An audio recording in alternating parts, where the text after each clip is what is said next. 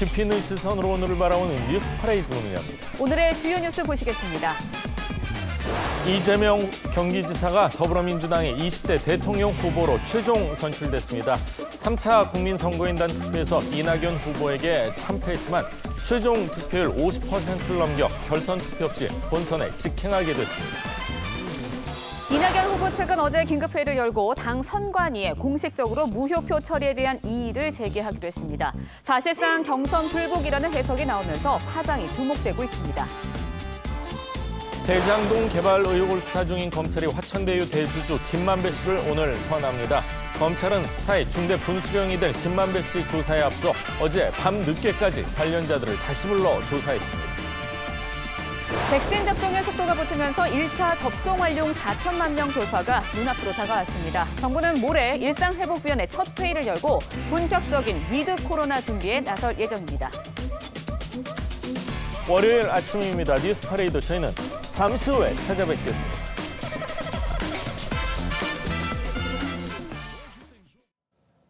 더불어민주당 대선 경선에서 이재명 경기도지사가 대통령 후보로 선출됐습니다. 득표율 50.29%로 과반을 넘겨서 결선 투표 없이 민주당의 대선 후보로 확정됐습니다. 오늘 첫 소식은 이태영 기자가 준비했습니다.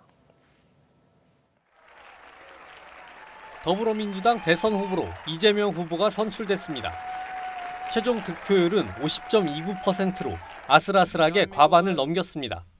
제20대 대한민국 대통령 선거 더불어민주당 후보 이재명 다시 인사드립니다. 오늘 우리는 변화를 선택했습니다. 이낙연 후보는 최종 39.14%로 2위, 추미애 후보가 9.01%, 박용진 후보가 1.55%로 뒤를 이었습니다. 대장동 특혜 의혹 속에서도 이재명 후보의 지지층이 결집하면서 경선이 마무리됐습니다. 성남시장을 사퇴한 후에 집값 폭등으로 민간의 몫이 늘어난 걸 저의 탓할 수는 없는 것입니다.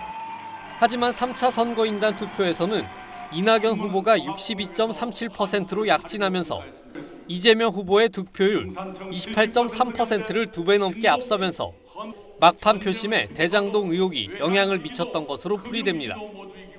이재명 후보는 수락연설에서 당선 즉시 부동산 대개혁을 하겠다며 부패와 비리 근절을 강조했습니다. 불공정과 불평등, 부정부패를 청산하고 공정과 정의를 바로 세우라. 불로소득을 없애고 일하는 사람이 존중받고 잘 사는 나라 만들라. 분명하고 준엄한 국민의 명령입니다. 구체적으로는 국가 주도의 강력한 경제 부흥 정책을 하겠다고 밝혔습니다. 문재인 대통령은 이재명 후보 선출에 축하 인사를 전하면서 경선 절차가 원만하게 진행돼 기쁘다고 덧붙였습니다. TV조선 이태형입니다. 아쉽게 경선 진출에 실패한 이낙연 후보 측은 경선 결과에 대해서 반발했습니다. 중도 사퇴한 후보들의 득표를 무효표로 처리한 것에 대해서 당 선관위에 이의를 제기하기로 했는데 사실상 경선 결과에 불복하는 것 아니냐는 해석이 나오고 있습니다. 이어서 이태희 기자가 준비했습니다. 언론 인터뷰 없이 경선장을 빠져나간 이낙연 후보는 경선 결과에 승복하느냐는 질문에 답을 하지 않았습니다. 이재명 후보에 대한 축하 인사도 없었습니다. 정리되는 대로 여러분께 말씀드리겠습니다. 차분한 마음으로 책임 있는 마음으로 기다려주시기 바랍니다. 이낙연 후보 측은 입장문을 내고 경선 무효표 처리에 대한 이의 제기를 당 선관위에 공식 제출하겠다고 했습니다. 정세균 전 후보와 김두관 전 후보의 득표를 무효표로 처리하지 않았다면 경선을 결선까지 끌고 갈 수 있었을 거란 주장입니다. 이낙연 후보 측 지지자들은 민주당사 앞에서 이번 경선 투표를 이승만 정부 4.4 5.입 사건에 비유하며 강하게 반발했습니다. 4.4 5.입을 처리하라! 처리하라! 처리하라! 그동안 전례도 없었고 이제 이렇게 사표 처리를 해버리면은 그 이재명만을 위한 독선적인 룰이다라고. 이재명 후보는 이낙연 후보 측 문제 제기에 당 선관위 결정을 기다리겠다며 즉답을 피했습니다. 우리 문재인 대통령께서도 축하 말씀을 해주셨다니까 저는 그냥 우리 당이 결정하는 대로 처분을 기다리도록 하고. 이상민 당 선관위원장은 중도 사퇴 후보 무효표 처리는 당규에 나와 있다면서도 타당성 문제는 검토해 볼 필요는 있다고 했습니다. TV조선 이태희입니다. 이재명 후보가 선출되자 야당 후보들은 일제히 공세를 높였습니다. 홍준표 후보는 SNS에 구치소에 갈 사람이 후보가 됐다고 남겼고, 윤석열 후보는 입장문을 내고 문재인 정부 실정에 반성과 대안을 제시해야 한다고 전했습니다. 서영일 기자가 보도합니다. 이재명 후보의 경선 승리 소식이 전해지자 국민의힘은 축하 인사를 전하고 싶지만 가장 먼저 특검부터 수용해야 한다며 입장을 냈습니다. 이준석 국민의힘 대표는 이 후보에게 안전벨트 매시라며 대장동 공세 강화를 예고했습니다. 2차 컷오프를 통과한 야당 주자들도 일제히 공세를 높였습니다. 홍준표 후보는 SNS에 청와대가 아닌 구치소로 가야 할 사람이 대선 후보가 됐다며 이 후보의 전과를 강조했고, 윤석열 후보는 입장문을 내고 문재인 정부 실정을 어떻게 반성하고 극복할 것인지 대안을 제시해야 한다고 했습니다. 유승민 후보도 후보가 되었다고 대장동 게이트를 덮을 수 없다며 특검을 하자고 다시 한번 특검 카드로 압박했고, 원희룡 후보도 부패한 후보 이재명을 부패 청소부 원희룡이 이긴다며 자신감을 보였습니다. 국민의힘은 오늘 광주에서 첫 본선 토론회를 연 뒤 10번의 토론회를 거쳐 내달 5일 최종 후보를 선출할 방침입니다. TV조선 서영일입니다.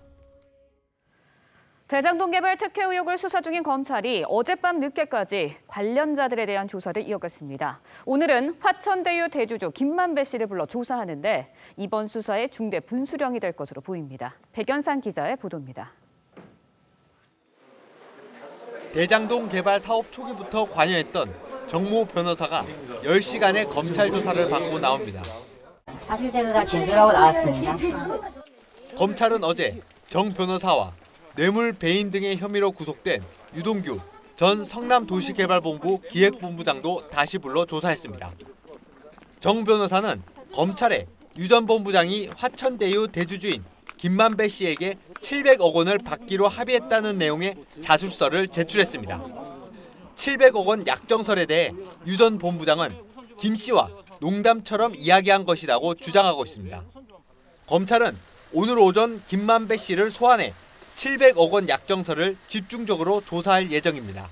또 유력 법조계 인사들로 구성된 화천대유 고문단의 역할과 주요 법조계 인사들이 포함된 50억 클럽의 실체까지 물을 전망입니다. 김 씨 측은 녹취록을 근거로 한 로비 의혹은 사실이 아니라며 대부분의 의혹에 대해 부인하고 있습니다. TV조선 백연상입니다. 네, 검찰은 또 화천대유 사무실 압수수색 등을 통해 임직원 성과급 계약서를 확보해 분석 중입니다. 네, TV조선 취재 결과 화천대유에서 일하는 최윤길 전 성남시회 의장은 40억 원, 이 회사 임원은 70억 원 등 수십억 원대 성과금 계약을 한 것으로 확인됐습니다. 이어서 한성원 기자의 보도입니다. 곽상도 국회의원 아들이 퇴직금으로 50억 원을 받아 논란이 됐던 화천대유. 그런데 이 회사 임원 상당수가 수십억 원의 성과급을 받기로 계약한 것으로 파악됐습니다. 대장동 수사가 시작되자 화천대유 대표이사에서 물러난 이모 부회장이 120억 원을 받았습니다. 회사 설립 초창기부터 근무한 한 임원은 70억 원대 성과급 계약을 체결한 것으로 전해졌습니다.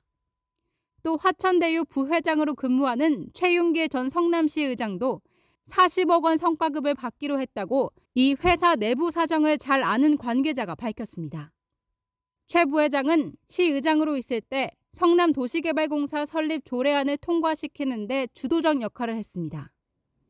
이 밖에 화천대유는 임직원을 상대로 기본 퇴직금 5억 원에 수십억 원의 퇴직금 약정서를 체결한 것으로 알려졌습니다. 화천대유 측은 이와 관련해 성과급 금액은 확인하기 곤란하다고 밝혔습니다. 검찰은 수상한 자금 흐름이 있는지 화천대유 관련 계좌를 들여다보고 있습니다. TV조선 한송원입니다. 기호 1번 이재명 후보가 유효 투표 수의 과반 이상을 득표하였으므로 더불어민주당 제20대 대통령 후보로 선출되었음을 선포합니다.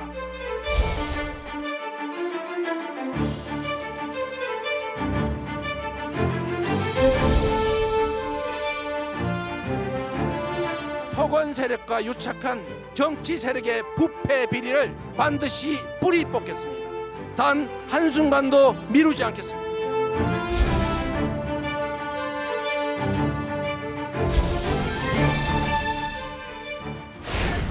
저의 정리된 마음은 정리되는 대로 여러분께 말씀드리겠습니다. 늘 차분한 마음으로 책임 있는 마음으로 기다려 주시기 바랍니다.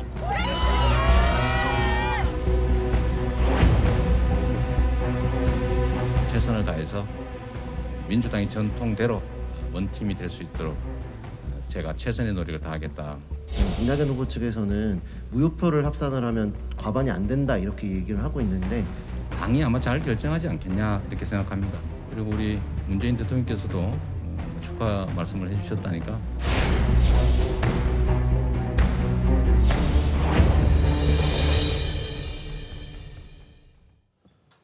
이재명 경기도지사가 최종 과반 득표에 성공하면서 결선 투표 없이 제20대 민주당 대통령 후보로 확정이 됐습니다. 하지만 이낙연 후보가 무효표 처리를 놓고 이의를 제기하면서 사실상 경선 불복하는 거 아니냐 이런 해석도 나오고 있습니다. 네, 두 분과 함께 민주당 대선 경선 결과 자세히 짚어보도록 하겠습니다. 정은혜 전 민주당 의원, 이재영 전 새누리당 의원 함께합니다. 네, 어서 오십시오. 반갑습니다.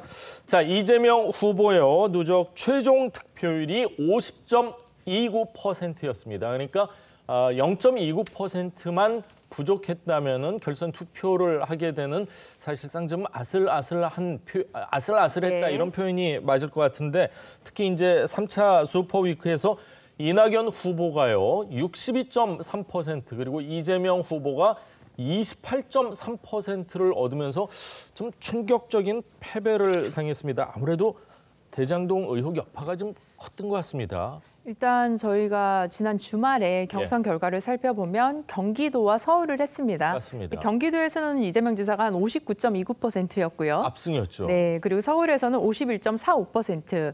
과거와는 약간 비슷한 패턴을 보이고 있었습니다. 하지만 3차 선거인단 투표, 저희가 1, 2차와는 다르게 이제 이재명 지사가 또 이낙연 그 후보보다는 좀 이렇게 낮은 그런 득표율을 보이게 됐는데요. 아마도 이제 국민 여러분들 또 당원분들께서도 압도적인 승리보다는 조금 더 겸손하라. 그리고 왜냐하면 우리가 그 경기도까지 결과가 나오고 나서도 이재명 지사가 좀 압도적으로 승리할 수 있겠다라는 그런 분석도 있었고요. 당연히 승리하는 것이 아니냐 뭐 이런 그래서 좀 흥행이 안 된다 뭐 이런 비판도 있었습니다.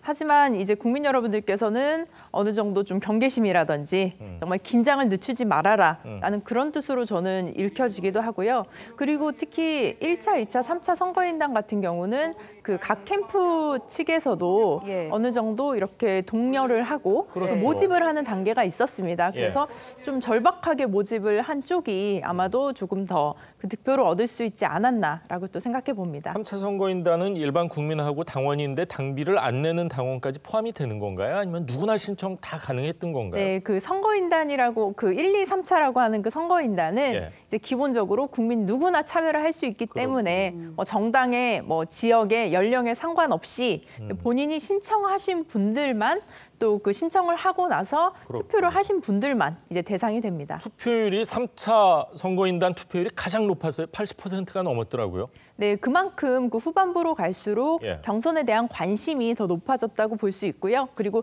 일반 국민 여러분들이 이제 더불어민주당의 대통령 후보에게서도 좀 관심이 더 높아졌다라고 평가할 수 있을 것 같습니다.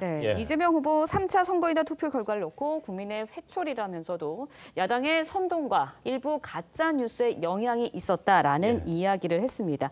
근데 3차 선거인단 투표 사실 1, 2차 선거인단 투표와는 좀 다른 점이 대장동 특혜 의혹과 관련해서 유동규 전 기획본부장이 구속되고 난 이후에 선거인단의 투표가 경선이 치러졌습니다. 그렇다 보니까 아무래도 대장동 특혜 의혹에 영향을 많이 받지 않았나라는 생각도 드는데 이재명 후보 측의 뭐 이런 해명, 반응 어떻게 들으셨나요?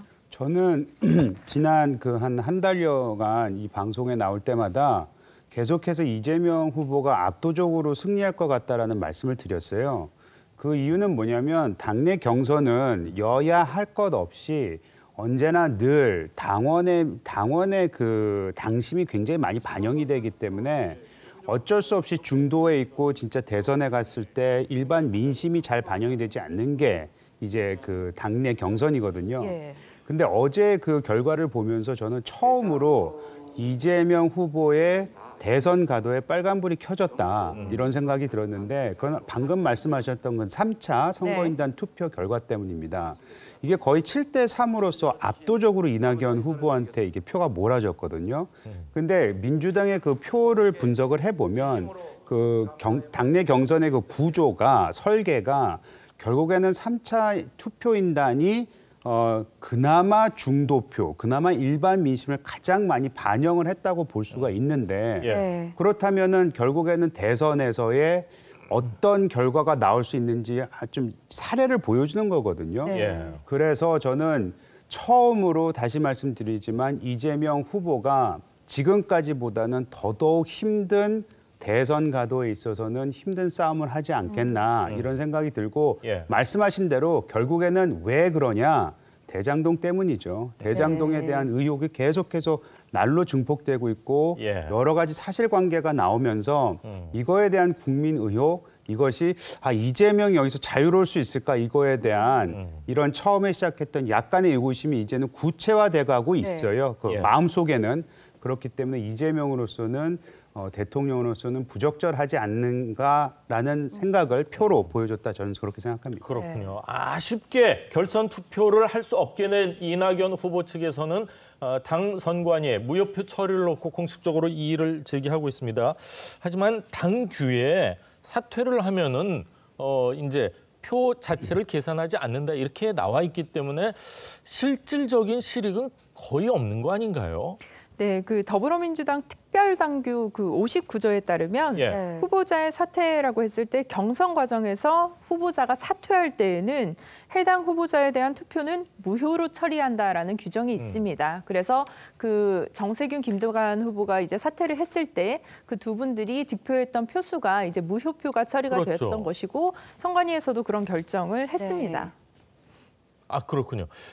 서른 의원이 정말 뭐 같은 당 후보에게 이 단어 선택에 있어서 굉장히 좀 이렇게 입에 담기 어려운 그런 단어를 선택을 하면서 공격을 했었거든요. 만약이지만 정말 만약이지만 그렇게 될 경우에는 후보를 새로 선출을 하는 겁니까? 아니면 2위 후보자에게 이제 대통령 후보가 넘겨지게 되는 겁니까? 저도 이런 상상은 하고 싶지 않지만 만약에 정말 0.1%의 가능성이라도 있다면은 질문하는 게 맞겠다 싶어서 여쭤봅니다. 저는 그 부분을 우리 당내에서 논의한다는 것 자체가 좀 옳지 않다고 보고 있습니다. 지금은 우리가 국민의힘과 그리고 정말 우리 당의 그 정권을 다시 재창출할 수 있는 그것에 집중을 해야 하는 것이지 지금 개인적인 뭐 네거티브나 이런 것들이 굉장히 도를 넘고 있었어요. 하지만 이제 후보가 결정이 되었고 그리고 문재인 대통령도 그 후보 결정에 대해서 또 축하 메시지를 보내지 않았습니까? 이 부분에 있어서 저는 더 이상 얘기할 필요가 없다고 생각을 합니다.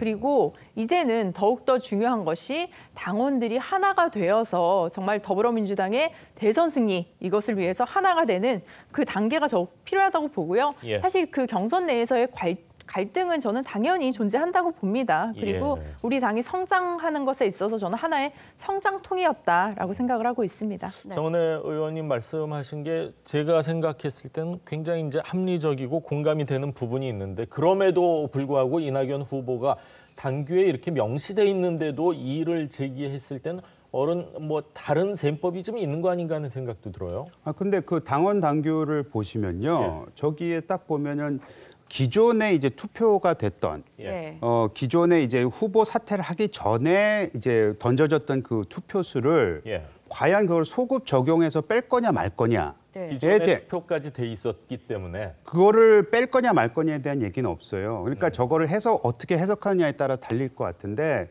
이낙연 후보 측에선 보면은 예를 들어 그 뭐 김두관 예, 후보가 됐던 아니면 정세균 후보가 됐던 그들한테 사후에 잘못해서 간 투표가 있을 수도 있잖아요. 예. 그런 거는 무효 처리가 되지만 그 전에 후보로서 있을 때는 그 표까지 무효 처리하는 거는 그래서 그거를 분모해서 빼는 거는 그건 잘못된 거다. 예. 해석의 여지가 조금 있어 보이네요. 그렇기 진짜. 때문에 저는 이낙연 후보나 이낙연 후보 측에 있는 사람들이 다 저 당원 당규를 못 알아듣는 것도 아니고 과연 결선 투표에 대한 취지가 뭐냐. 예.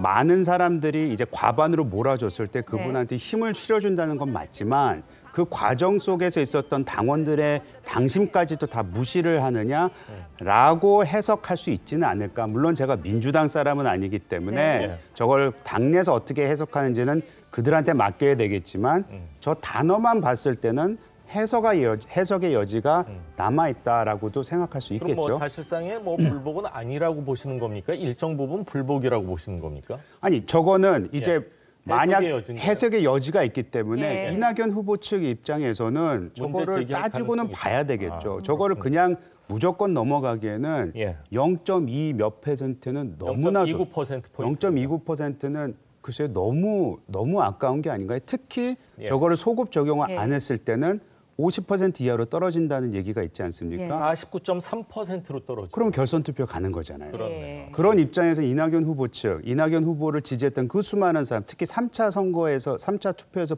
보여줬던 이 투표를 봤을 때는 글쎄요, 저걸 그대로 넘어가는 거는 오히려 이낙연 후보 측에서는 아닐 수도 있는 거죠. 예. 이낙연 전 대표 일단은 당 선관위에 공식적으로 이의를 제기한 상황입니다. 경선 기간 내내 이제 이른바 명락대전 갈등이 격화되면서 경선 이후에도 민주당이 항상 강조하는 원팀이 흐트러지는 거 아니냐 이런 우려가 나왔어요. 그런데 지금 공식적으로 이의를 제기한 상황입니다. 그러면서 선거 결과에 불복하는 것 아니냐 이런 이야기도 나오고 있는데 어떻게 보세요?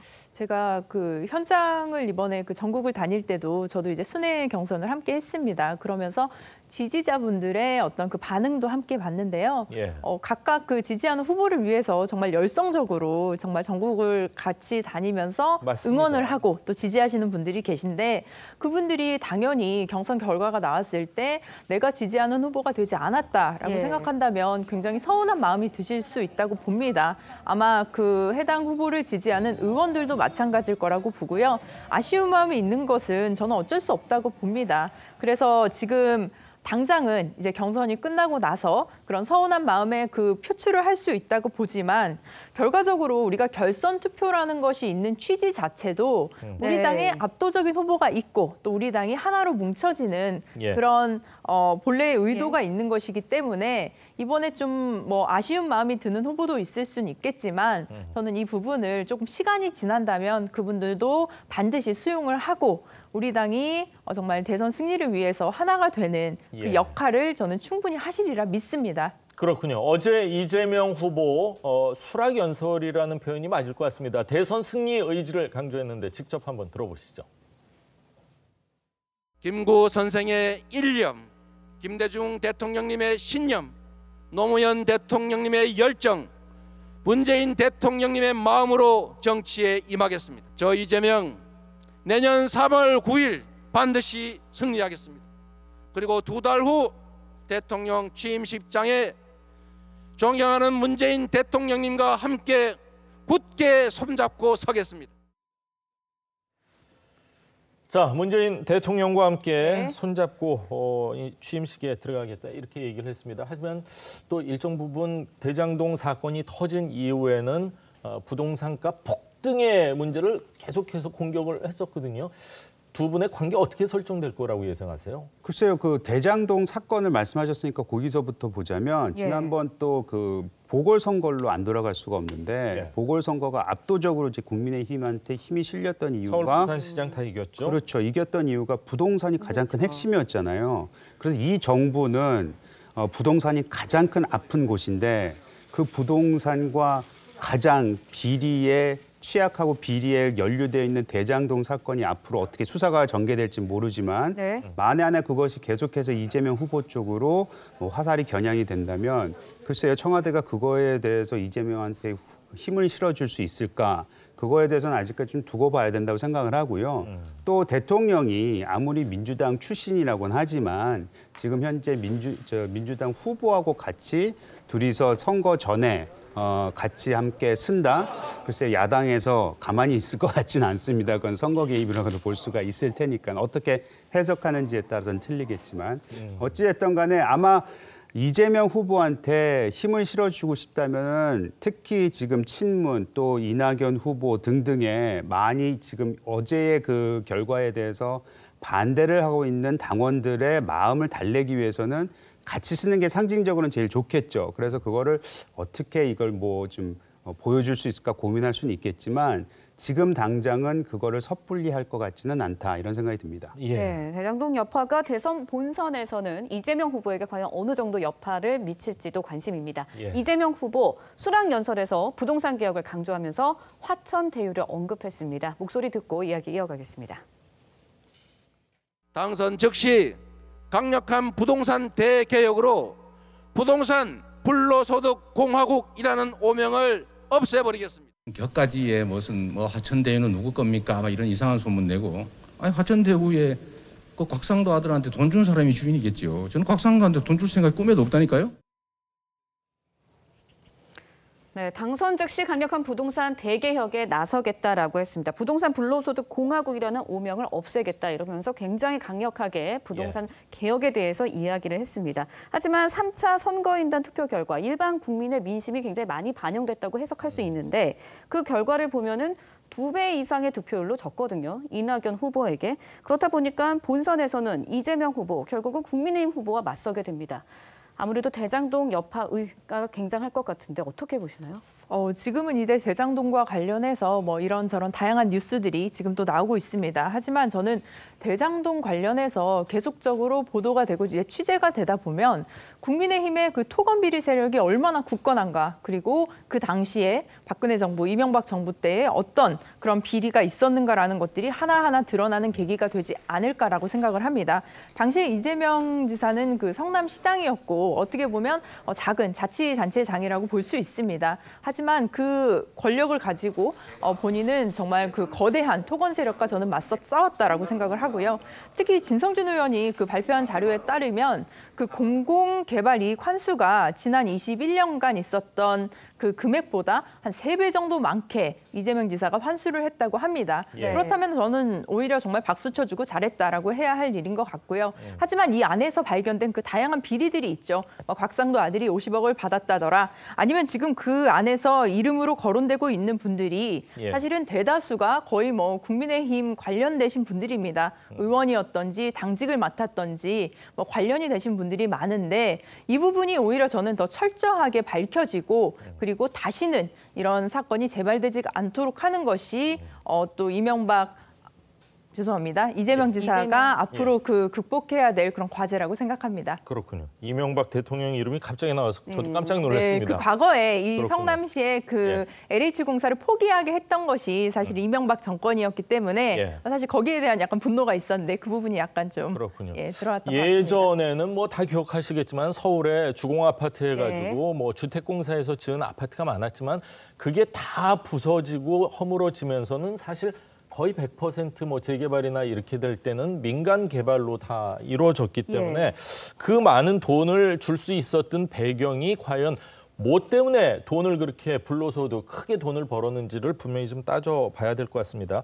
자, 이재명 후보 지사 찬스를 쓰고 있다 하면서 지금 경기도 도민들에겐 전국민 재난지원금이 지금 경기도민들에게만 100% 지원이 됐거든요.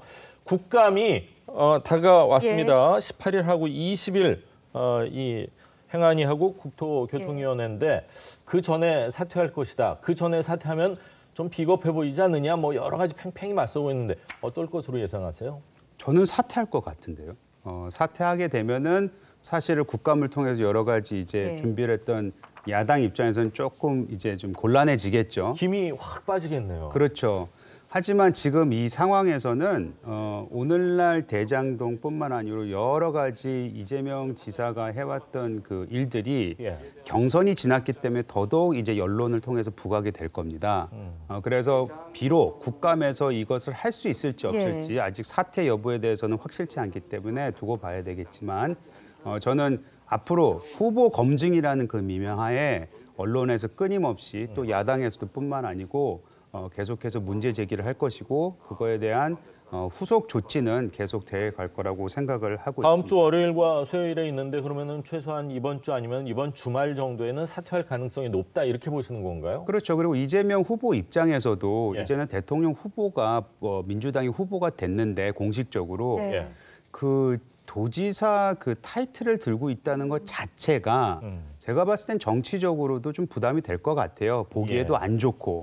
그래서 잘 따지겠네요. 그렇죠. 그래서 이왕 이렇게 된 거 굳이 국감에 나가서 또 소위 말하는 자신이 공격당하는 모습을 보이기보다는 그걸 피해 나가지 않을까. 저는 그런 생각을 제가 만약 이재명 후보 캠프였다면 그런 생각을 할 것 같습니다. 그런데 이재명 후보의 성격이나 여러 가지를 봤을 때 한번 야당하고 세게 부딪힐 것 같기도 하고 지금 다음 주 이제 월요일 날 나오시니까 사퇴를 하는지 안 하는지 다음 주에 한번 체크를 하도록 하겠습니다. 그렇게 하겠습니다. 예.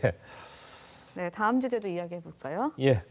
자, 대선 후보를 4명으로 압축한 국민의힘 다음 달 5일 최종 후보가 이제 선출이 됩니다. 한 25일 정도 남았는데 오늘부터 이제 10차례 진행되는 TV 토론, 10차례 가운데 뭐 4분이 함께하는 경우도 있는데 1대1 토론도 있고 여러 가지 토론회가 준비가 돼 있다고 합니다. 오늘 광주에서 첫 번째 토론회가 열리는데 자, 호남을 첫 번째로 선택한 이유가 있다고 합니다. 왜 그럴까요? 왜 그렇게 보세요? 왜 호남 여러 지역이 있는데 왜 호남을 첫 번째로 선택을 한 겁니까? 저희 보시면은 저희가 한 2년 전부터 꾸준히 했다고 저는 얘기하고 싶지만 그래도 이렇게 드러나게 굉장히 저희가 호남에 대해서 저희가 가장 취약점이기도 하고요. 국민의힘에 있어서는 그리고 기억하시겠지만은 김종인 전 비대위원장께서도 여러 번 내려가면서 호남에 대한 민심에 대한 움직임을 저희가 굉장히 많이 호소를 했습니다. 근데 이번에도 보면은 호남에서 그런 취지에서 우리가 호남을 얼마만큼 중요시 생각하고 호남의 민심에 저희가 호남 민심 없이는 이번 대선을 이기기 힘들다는 그런 그 표시를 하는 거와 동시에 또 하나는 지금 그 민주당에서 일어나고 있는 이 당내 경선 그 결과만 보더라도 저희가 과연 호남이 전체적으로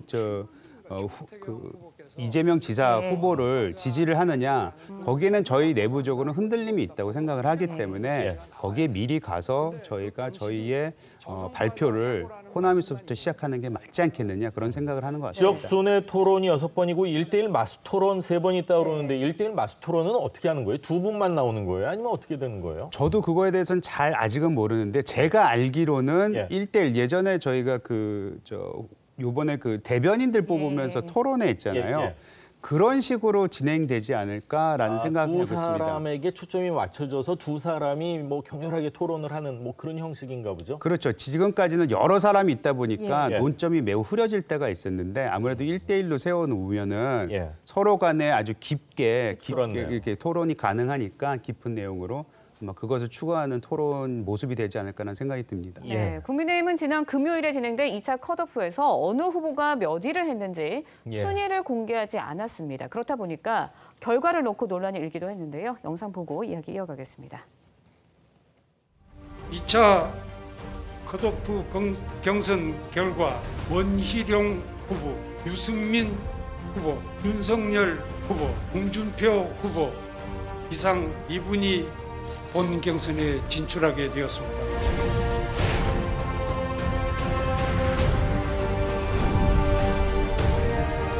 공주 여러분의 열렬한 지지로 2차 경선도 압도적인 승리로 이렇게 마무리했습니다. 저도 솔직히 제가 이렇게 떨어질 줄 몰랐어요. 떠조물에 의하면 제가 1등을 했다고 합니다.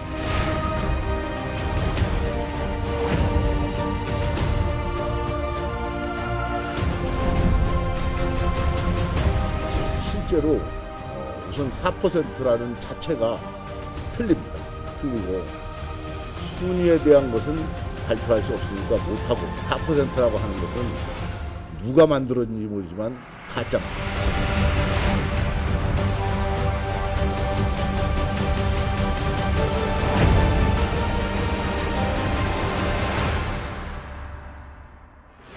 윤석열 후보 측은 2차 컷오프에서 이제 윤 후보가 홍준표 후보를 4%포인트 앞섰다라고 주장을 해서 좀 논란이 되기도 했고요. 여기에 이제 일부 언론에서 윤 후보가 1위를 했다는 보도를 해서 경선 후보들의 반발이 일기도 했습니다.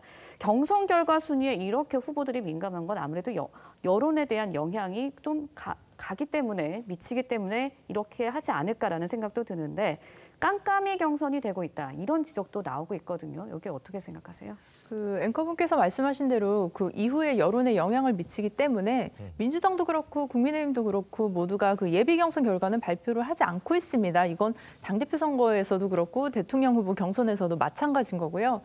하지만 모두가 본인이 1위였으면 좋겠다고 생각을 하겠죠. 그리고 네. 저도 한 3가지 정도 버전이 이렇게 돌아다니는 걸 봤는데 버전이 3개나 네, 있어요? 3개나 있습니다. 근데 딱 보면 이거 어느 캠프에서 보냈구나. 그게 명확하게 사실 드러납니다. 하지만 이게 숫자는 굉장히 작은 차이로 이렇게 보여지는 것들이 있습니다. 아마도 이것은 저는 지지자분들을 약간 독려하기 위한 그리고 내 지지자분들이 힘을 내서 내가 1위 했으니까 하자라는 식의 뭐 그런 목적을 네. 가지고 저는 나온 것 같은데요. 구체적으로 정말 수치까지 언급하면서 뭐 A 후보가 어떻게 됐다더라라는 식의 말은 사실 저는 방송에서는 지양해야 한다고 생각을 합니다. 그렇다면 그것을 정말 보는 국민들은 좀 신뢰할 가능성이 굉장히 높기 때문에 이미 그 결과가 뭐 발표가 되지 않고 공식적으로 이렇게 확인되지 않은 상황에서는 어느 후보도 내가 이기고 있는 것 같다, 내가 이기는 것 같다 이런 식의 말은 할 수는 있겠지만 그런 수치까지 언급할 필요는 없을 것 같고요. 자신 있게 당당하게 본인들의 경쟁력으로 승리를 하길 바랍니다. 정확하게 수치를 아는 분들은 이제 당에 3분밖에 없다고 지금 발표를 했습니다. 그럼에도 불구하고 이렇게 일정 부분 가짜 뉴스가 나오는데 지금부터 이제 출발 아닙니까? 지난 2일이고요. 네. 이런 논란 자체가 국민의힘에게 결코 좋은 일은 아닌 것 같아요. 근데 뭐 어느 때나 그 어떤 선거에도 이런 일들이 있었고 좀 뭐라 그래야 되고 소위 말하는 오버하는 지지자들은 항상 우리가 몇 %를 이겼다 이런 얘기로 선동하는 건 있어요. 그래서 그걸 큰 틀에서 보면은 선거판이라는 게 열렸구나. 여기서 이런 식으로 사람들이 서로 지지하는 후보들을 위해서 진짜 대단한 각고의 노력을 하는구나라고 봐주시면 될 것 같고요. 그 정확한 수치에 대해서는 이미 그 수치를 알고 있는 사람 중에 한 명인 사무총장이 나와서 4%는 가짜다라고 얘기했기 때문에 저는 그 논란만큼은 거기서 이제 매듭을 지었다고 보고 다만 이건 좀 외람된 얘기인데 지금 현재 1, 2위 누가 이겼냐 졌냐도 하나의 뭐 이슈 포인트긴 한데 각자 입장에서 보면 저는 이걸 보면서 진정한 승리는 원희룡 지사가 했다고 생각을 했거든요. 사실 4번째가 누가 되느냐가 가장 큰 이 경선에서의 이슈 포인트였는데 원희룡 지사가 이제 올라오면서 오히려 많은 여론과 언론과 사람들의 관심이 어떻게 원희룡이 올라왔냐 이런 거에서부터 시작을 해서 거기서 이슈가 좀 압도당했어요. 그래서 1, 2위는 좀 아쉽지만 1, 2위는 뭐 그런 얘기할 수 있지만 이슈는 지금 원희룡 4위한테 가 있는 것 같습니다. 그렇군요. 뭐 노무현 전 대통령도 경선에서 역전을 할 때 보면 정말 극적으로 드라마틱하게 역전을 했기 때문에 원희룡 후보에게 또 최종적으로 많은 사랑을 받을 가능성도 저는 또 충분히 있다고 여러 가지 가능성은 열려 있다고 그렇게 생각하고 유승민 후보 역시 마찬가지라고 생각을 합니다. 다들 최선을 다해 주시기 바랍니다. 네, 본 경선이 시작되면서 이제 양강 구도를 보이는 윤석열 후보와 홍준표 후보 간의 신경전 더 거세지고 있습니다. 홍 후보는 윤 후보를 향해서 범죄 공동체라는 말까지 서슴지 않았는데요. 직접 들어보시죠. 여당의 후보는 대장동 비리의 주범으로 지금 조사를 받아야 되고 야당 후보도 주요 후보는 똑같이 장모, 그다음에 부인, 본인 전부 지금 조사를 해서 자칫하면 감옥을 가야 되는 그런 범죄 공동체들이 되어버렸다. 이건 범죄 대선이 되는 거죠. 범죄자들끼리 붙는 대선이 그게 옳은 대선입니까? 네, 윤석열 후보, 홍준표 후보가 자신을 향해서 범죄 공동체다라고 하니까 드라마 뭐 오징어 게임 속 대사를 인용하면서 우리는 깐부가 아니냐, 동짐을 잊지 말아야 한다. 뭐 이렇게까지 맞받으면서 계속해서 설전을 벌이고 있는데 최종 후보가 선출되기까지 두 후보 간의 경제 만만치 않을 것 같습니다. 네, 지금 본 경선이 지금 시작되지도 않았는데 예비 경선이 끝나고 나서 이런 발언이 일어나는 것 자체가 굉장히 저는 더불어민주당에 있는 입장에서는 좀 이해가 되질 않고요. 좀 약간 의아합니다. 하지만 이제 분명히 저는 이번에 10번의 토론회가 있다고 하니 그 토론회 안에서 두 후보가 얼마나 아마 상대편에 대한 많은 그 자료들을 좀 가지고 있을 거라고 생각을 하는데요. 그 부분을 하나하나씩 그렇게 꺼낼 텐데 그 부분이 이제 국민들한테 어떻게 비춰질지 그리고 정말 국민들이 선택하는데 어떤 영향을 미칠지가 좀 관심이 갑니다. 과거에 우리가 그 이명박 박근혜 경선에서의 그 나왔던 그 모든 내용들이 사실은 나중에 그 경찰이나 검찰에서 조사를 받았던 그 내용들이기도 한데요. 이번에 어떤 내용들이 나올지 저도 좀 궁금합니다. 그렇군요. 범죄 공동체 사실은 굉장히 강한 얘기입니다. 그런데 또 서른 후보가 민주당 경선 과정에서 후보 구속이라는 단어가 나왔었거든요. 어디가 더 센 단어예요? 저는 사실 뭐 아까 저희 국민의힘에 대해서 우려를 해주셨는데 감사하긴 하고 다만 이제 민주당에서 지금까지 보여준 특히 경선이 끝났음에도 불구하고 경선 과정 그 결과에 대한 불복성 이 단어들이 나오고 서른 후보가 그 당시 지금까지 보여줬던 그리고 경선이 끝나고 나서도 무슨 말씀하신 것 같은데. 서른 의원이 하시는 말씀에 의하면 홍준표 후보가 하는 얘기는 거의 귀여운 수준이라고 저는 생각하고 있습니다. 그렇군요. 그건 뭐 시청자 여러분들께서 또 판단을 하시리라고 생각이 됩니다. 네, 윤석열 후보 어제 교회를 방문해서 예배에 참석하는 모습을 공개했습니다. 최근 자신에게 제기된 무속 논란을 털어내기 위한 의도가 아니냐라는 이야기도 나왔는데요. 영상 준비했습니다. 직접 보시죠.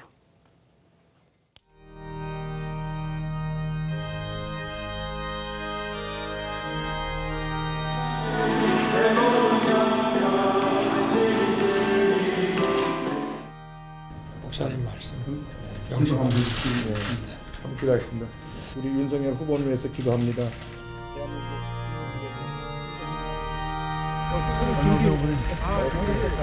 제 성경책이 따로 있어요.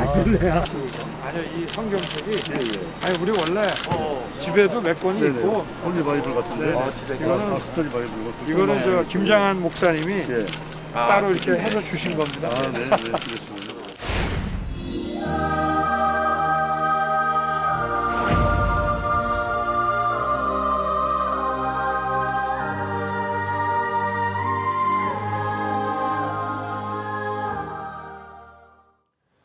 네, 윤석열 후보 무속 논란이 제기된 지 얼마 지나지 않아서 어제 여의도 순복음 교회를 찾아서 예배에 참석을 했습니다.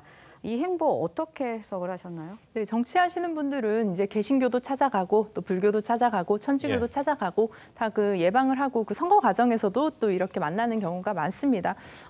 다만 조금 문제가 되고 있는 것은 이제 지난번에 그 TV 토론회에서의 왕자를 그리고 나왔고 뭐 어떤 뭐 그런 뭐 미신이라든지 그런 부분에 대해서 조금 논란이 되고 있었는데 그런 와중에 교회를 가면서 저는 모르겠어요. 이제 뭐 물론 가서 예배를 드리신 거는 뭐 굉장히 잘한 거라고 생각을 하지만 가실 때도 이렇게 뭐 되게 성경책도 굉장히 좀 깨끗하고 이렇게 들고 가는 모습이 좀 이렇게 조금 더 교회나 이런 데 가실 때는 조금 더 경건한 모습으로 가시면 좋지 않았을까 뭐 그런 생각도 해봤습니다. 그렇군요. 지금 문자가 왔는데 윤 전 총장은 서울 법대 시절에 천주교에서 세례를 받았다고 하네요. 세례명은 암브로시아다. 친구 따라서 이제 성당을 가게 됐고 또 지방 근무 찾은 검찰 재직 시절에는 또 사찰을 열심히 뭐 다녔다 이런 뭐 TV조선 내에서 이렇게 문자가 왔습니다. 자, 오늘 종가 소식 두 분과 함께한 이야기는 여기까지 듣도록 하겠습니다. 말씀 감사합니다. 고맙습니다.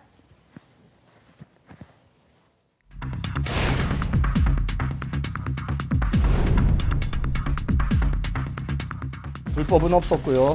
제가 경찰 조사에서 성실히 소명하도록 하겠습니다. 정치권 게이트나 대장동 게이트라 이런 시각이 있는데 여러분께서 염려하시는 바가 있는 걸로 아는데 전혀 그런 게 없습니다.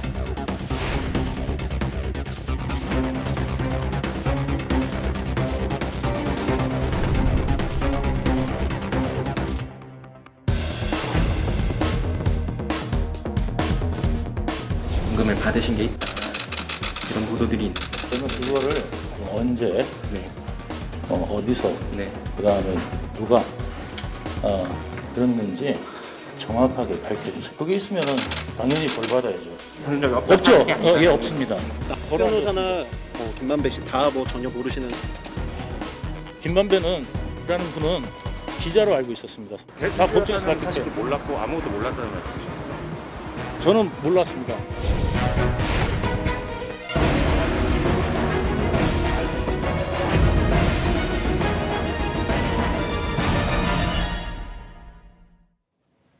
네, 영상 보신 내용과 관련한 자세한 소식 두 분과 함께 짚어보도록 하겠습니다. 노동일 경희대 교수 전지현 변호사 함께합니다. 네, 안녕하세요. 안녕하세요. 반갑습니다. 네, 검찰이 이제 대장동 개발 특혜 의혹 수사에 속도를 내는 가운데 예. 대장동 민간 사업자 심사에 핵심적인 역할을 했던 정모 변호사를 소환 그 조사했습니다. 당시 팀장이었습니다. 예, 예. 어제 밤 늦게까지 조사를 마치고 귀가를 했다라고 전해지고 있는데 정모 변호사, 화천대유 또 성남도시개발공사와 굉장히 중간에 놓인 핵심적인 키맨 역할을 했다라는 보도가 이어지고 있거든요. 네, 이 정모 변호사는 지금 미국으로 도피한 것으로 알려진 남모 변호사의 대학 후배로 그 남 변호사가 이 유동규 씨에게 소개를 해서 성남도시개발공사 전략사업실에 소속돼서 일을 했다는 겁니다. 근데 한 일이 지금 이제 그 화천대유 등이 이제 천문학적인 돈을 받게 된 게 결국 이익 환수 조항이 빠졌다는 거 아니겠습니까? 예, 그런 사업을 주도했다는 것이고요. 그런 사항을.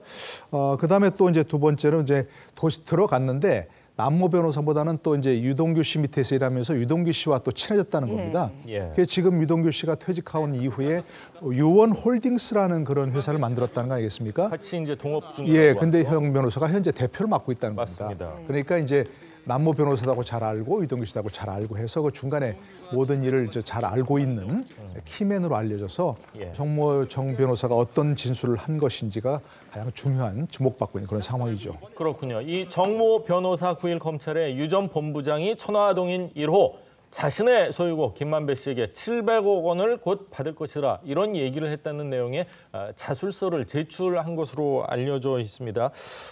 정 변호사 같은 건 지금 말씀을 하셨지만 유 전 본부장하고도 가깝고 그리고 남모 변호사의 추천으로 또 도시개발공사에서 팀장으로 일하기까지 했거든요. 네, 민간 사업 대상자 선정할 때도 이제 들어갔었다고 얘기를 심사를 하잖아요. 직접 했고요. 네, 녹취록에 700억 얘기가 나왔는데 지금 정 변호사가 똑같은 진술서를 제출을 했기 때문에 녹취록의 내용이 어느 정도 신빙성은 있는 거 아니냐 좀 이런 생각은 드는데 보통 차명이냐 실소유주냐를 따질 때는 자금이 어디에서 나왔는지 그다음에 어떤 합의가 있었는지를 보는데 여기서는 자금의 문제는 아닌 것 같고 당사자 간에 어떤 합의가 있었는지를 일단 보고 그 다음에 그 사업자 선정 과정이나 사업 구도를 설계하는 데 있어서 유 본부장이 어떤 역할을 했는지를 보고 실소유자가 누구인지를 판단하면 될 것 같습니다. 네, 유 전 본부장 측 앞서 녹취록에 나온 뇌물 700억 원에 대해서 김만배 씨와 나눈 농담이었고 실제로 약속을 하거나 받은 적도 없다라는 입장을 밝혔습니다. 내용 직접 들어보시죠. 700억은 오히려 저희가 김만배 씨와 대화하면서 뭐 줄 수 있냐 농담처럼 얘기하고 실제로 뭐 약속도 한 적도 없고 받은 적도 없습니다. 그럼 김만배 씨가 먼저 700억을 언급했다는 말씀이신가요? 우리 후배한테도 반 줄까? 그럼 주세요 그랬더니 그다음부터는 얼버무리고 안 준 거죠. 그러니까 농담으로 서로 주고받은 거를 녹취되니까 그게 마치 약속한 것처럼 이렇게 지금 돼 있는 상태여서 그거에 대해서 지금 소명 드린 겁니다. 네, 들으신 것처럼 유 전 본부장 측 700억 원은 약속한 적이 없다라고 밝혔고요. 정모 변호사의 자술서 내용에 대해서도 모르는 내용이다라고 일축을 했습니다. 정모 변호사 그리고 유 전 본부장 두 사람의 진술이 굉장히 배치가 되고 있어요. 아니 그러니까 유동규 씨 측 입장에서는 700억 준다 소리를 장난으로 했다는 건데 공무원하고 민간업자 간에 장난으로 뇌물 줄까 이런 얘기를 하지는 않을 거잖아요. 그러니까 뭔가 사업 관계를 넘어서 엄청 친분이 있는 사이고 그다음에 여기에도 뭔가 관련성이 있는 거 아니냐 이런 의심을 당연히 할 수는 있는데 저는 그 700억 그 자체보다 여기서 핵심은 뭐냐면은 그 녹취록을 보면은 김만배 씨가 유동규 씨한테 우리 후배한테도 반 줄까 이런 얘기를 했다 그러거든요. 나중에 얘기를 할 거지만은 김만배 씨는 천화동인의 절반은 그분 것이라고 얘기를 했단 말이에요. 근데 여기는 우리 후배라고 나와 있잖아요. 그 분이면은 통상적으로는 윗사람 보고 나이가 많거나 뭐 직급이 높거나 이런 사람한테 하는 말 아닌가요? 예, 그래서 이게 유동규 외에 뭐 다른 또한 루트가 있었던 게 아니냐 이런 의심을 당연히 할 수 있다고 봅니다. 그렇군요. 가능성입니다. 그 분이라고 했을 때는 나이가 더 많아야 되는데 유동규 전 본부장 같은 경우는 4살 어리기 때문에 그분이라는 표현은 좀 납득이 잘 안 되는 상황이고요. 자, 김만배 씨, 정 회계사가 제출한 녹취록 조작되고 편집됐다 이런 얘기를 했습니다. 그리고 상식적으로 또 이해가 안 되는 게 녹취되는 줄 알고 일부러 그런 말을 했다. 녹취되는 걸 알면 같이 사업하는 사람들끼리는 그거 녹취하지 마. 너 무슨 마음을 갖고 있길래 녹취하냐. 이렇게 얘기를 하는 게 맞지 않나 하는 생각도 드는데 저희 취재팀에 따르면요. 김 씨 측은 정 회계사가 로비 자금 200억 원을 요구했다는 녹취록은 빠져 있다. 이런 내용의 그 주장을 하고 있거든요. 어떻게 들으셨습니까? 아마 이제 전 변호사도 변호사를 하시면서 아마 그 가장 절실하게 느낄 텐데요. 느낀 게 설사 의뢰인이라 하더라도 변호사한테 와서 진실을 다 얘기하지 않습니다. 거짓말을 한다는 얘기가 아니고 자신에게 불리한 사실은 다 빼고 얘기합니다. 일정 부분 사실만 얘기를 하죠. 자기의 불리한 얘기는 다 빼고 얘기하고요. 뭐 녹취록도 그랬을 가능성이 높은 거죠. 조작이라고까지는 못하지만 그걸 본인의 불리한 얘기는 쏙 빼고 편집해서 이게 제출했을 가능성이 분명히 있는 것이고요. 그러나 검찰도 뭐 수사 전문가니까 아마 증언이나 녹취록에 나온 얘기나 그걸 100% 믿고 하지는 않을 겁니다. 중요한 건 바로 진술이나 녹취록 내용이 객관적 증거에 부합하느냐가 중요한 것이거든요. 그렇죠. 그걸 찾기 수사하는 것이고 녹취록대로 하려면 수사가 뭐 필요하겠습니까? 그러니까 객관적 증거라고 하는 것은 제일 중요한 게 현재에서는 좀 자금 흐름 아니겠습니까? 그러니까 자금 흐름을 얼마나 철저하게 밝혀내고 최종 목적지가 누군지 이걸 밝혀내는 게 녹취록 진위와도 굉장히 관련이 있는 중요한 게라고 할 수 있는 거죠. 네, 김만배 씨 측 앞서서 이제 청와동인 1호 배당금의 절반은 그분 것이라고 언급했다는 녹취록 보도에 대해서도 그런 말을 한 사실이 전혀 없다라고 반박을 했습니다. 앞서서도 저희가 잠시 언급을 했지만 녹취록에 언급된 그분, 이 사람이 누구를 지목하는 것이냐 여기에 두고서도 많은 추측들이 나오고 있습니다. 앞서도 얘기를 했지만 유동규 전 본부장이 김만배 씨보다는 4살이 어리다라는 보도가 나왔고요. 그러다 보니까 유동규 씨의 윗선, 그러니까 제3의 인물이 있을 수 있는 가능성에 대해서 계속 의혹이 나오고 있는 거거든요. 그러니까 김만배 씨가 만약에 유동규 씨를 가리키면서 그분이라는 말을 그전에 안 쓰고 그냥 이렇게 편하게 대했는데 저기서는 그분이라고 언급했다면은 이분은 제3자일 가능성이 많아요. 하지만 그 제3자가 누구일지 우리가 함부로 추측을 할 수는 없는 부분이고 다만 그분이라고 말을 했다고 하면은 그 녹취록에 참여했던 사람들이 뭐 남모 변호사, 정 회계사 이런 사람들이 나오잖아요. 이런 사람들은 그분이 누구인지를 다 알고 있었다는 얘기잖아요. 그래서 이 부분은 검찰의 수사 의지에 따라 그분이 누군지는 충분히 밝힐 수 있는 부분이라고 보고 지금 뭐 휴대폰부터 해가지고는 검찰의 수사 의지를 지적하는 부분들이 계속 나오고 있는데 검찰이 이렇게 언론에 따라가는 식으로 계속 수사 결과를 발표하면은 앞으로 특검 요구는 더 이상 더 계속적으로 거세질 수밖에 없다고 봅니다. 그렇군요. 대한민국 뭐 수사기관은 뭐 많이 있지만 보통은 경찰과 검찰 이렇게 알고 있지 않습니까? 그리고 많은 국민들이 뭐 신뢰도는 어디가 더 높고 낮은지는 정확한 여론조사는 없지만 그래도 검찰이 좀 더 공정하게 하지 않나 이런 생각을 많은 국민들이 가지고 있다고 생각을 하는데 10m 건물 밖으로 떨어진 휴대전화를 검찰이 확보를 못했는데 경찰은 하루 만에 확보를 했습니다. 그리고 검찰이 또 했던 얘기가 그 오피스텔, 유동규 씨가 20분 동안 문을 안 열었던 오피스텔의 유리창은 열린 적이 없다. 이렇게 얘기를 했는데 열고 던졌다는 거 아니에요. 이거를 어떻게 받아들여야 되는 겁니까? 그러니까 한마디로 말해서 검찰이 수사 의지가 없다.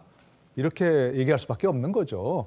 아니 당연히 우리도 처음 그 말 보도를 봤을 때 의구심을 가질 수밖에 없는 거 아니겠습니까? 아니 가장 중요한 게 휴대전화라고 지금 하지 않습니까? 수사에서. 그런데 왜 휴대전화 확보도 못하고 던졌다 그러는데 던졌다 그러면 그걸 찾든지 위치 추적을 하든지 해서 그걸 끝까지 확보를 했어야 될 거 아니겠습니까? 그런데 확보하지 않았다, 확보하지 못했다 이렇게 얘기했는데 경찰은 그걸 지금 얘기하신 대로 CCTV를 확인하고 하루 만에 누군가가 가져갔다는 걸 인근 주민이 가져갔다는 걸 파악했다는 거 아니겠습니까? 그럼 검찰이 왜 못했죠? 못할 이유가 없는 거죠, 그거는. 그렇군요. 그렇다면 그거는 검찰이 수사 의지가 없다. 이렇게 결론 낼 수밖에 없는 거죠. 저희가 뭐 영화에서처럼 뭐 아는 사람을 불러서 혹시 던진 거 아니냐 그랬는데 그 가지고 간 사람의 신원에 대해서는 아직까지 언론 보도는 없는 것 같습니다.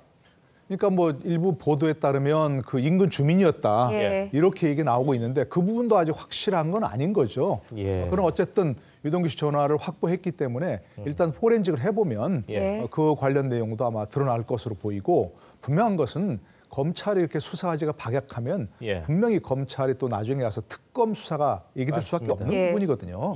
그 점에 대해서 검찰이 정말 명문을 걸고 해야 될 거 아닌가 싶은 생각이 듭니다. 그렇군요. 대장동 사건과 관련해서 노동열 교수, 천지연 변호사 두 분 말씀은 여기까지 듣도록 하겠습니다. 말씀 감사합니다. 고맙습니다.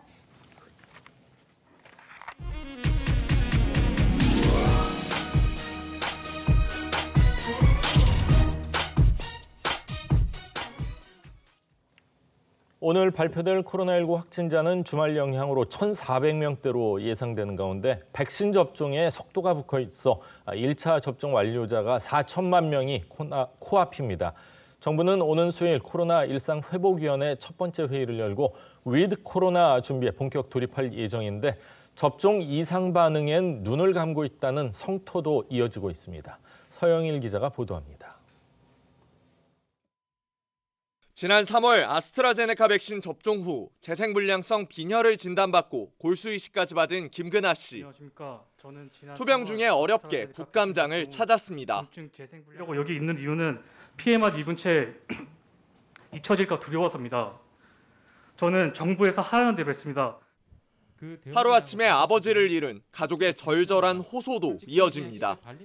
그 짧은 시간에 상태가 악화돼서 사망에 이르는데 거기에 대해 가지고 과연 연관성이 없다라고 당당하게 주장할 수 있는지. 백신 1차 접종률은 77.7%로 4천만 명을 눈앞에 두고 있고 접종 완료율도 60%에 육박합니다. 이에 따라 이상 반응 의심 신고도 늘고 있지만 보상이 결정된 것은 2,030건에 불과합니다. 특히 사망은 2건, 중증 이상 반응은 5건만 인정됐습니다. 조만간 구성될 코로나19 일상회복지원위원회에서 이러한 보상 지원에 대한 개선 방안을 심도 있게 논의해 나갑니다. 앞서 정부는 월경 장애를 이상 반응에 추가하고 앞으로 인과성 인정 범위를 확대해 나가겠다고 밝힌 바 있습니다. 위드 코로나를 준비하는 일상회복위원회는 오는 수요일 출범해 첫 회의를 열 예정입니다. TV조선 서영일입니다. 학교 폭력에 이어 가정폭력 논란까지 일어난 배구 스타 이다영 씨. 가정폭력과 관련해 이다영 씨 측이 내놓은 입장문에 남편 A씨가 재반박하면서 진실 공방이 치열해지고 있습니다. 앞서 A씨는 TV조선과의 인터뷰에서 이 씨가 점점 연예인병에 걸리면서 자신을 무시하고 외도하기 시작했다며 외도한 남성의 메시지를 공개하기도 했습니다. 이태영 기자의 보도입니다. TV조선 보도 이후 이다영 씨 측은 결혼 사실을 인정하고 입장문을 냈습니다. 이 씨 측은 입장문에서 남편 A씨가 이혼 조건으로 5억 원을 달라며 결혼 사실을 폭로하겠다 했다고 주장했습니다. 하지만 이에 A씨는 금품 요구는 지출한 생활비와 피해 보상에 대한 요구였다며 결혼 폭로를 빌미로 협박했다는 주장은 사실 무근이라고 반박했습니다. A씨는 앞서 TV조선과의 인터뷰에서 이 씨가 유명해지기 시작하면서 외도하겠다는 말에 시달렸다고 주장했습니다. 올라가다 보니까 흔히 말하면 연예인병 같은 게 좀 생겨서 난 너 아니어도 돼. 너 아니어도 돼. 난 누구 만날 거야. 그래. 되게 엄청 좋게.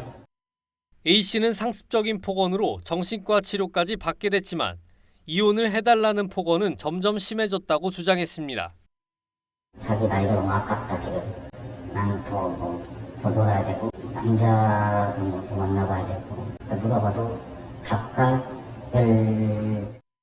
A씨는 이 씨와 외도한 사실을 인정하는 남성의 메시지를 공개하기도 했습니다. 그리스 출국을 위해 비자 발급을 기다리고 있는 이다영 씨가 직접 입장 표명에 나설지 주목되고 있습니다. TV조선 이태형입니다.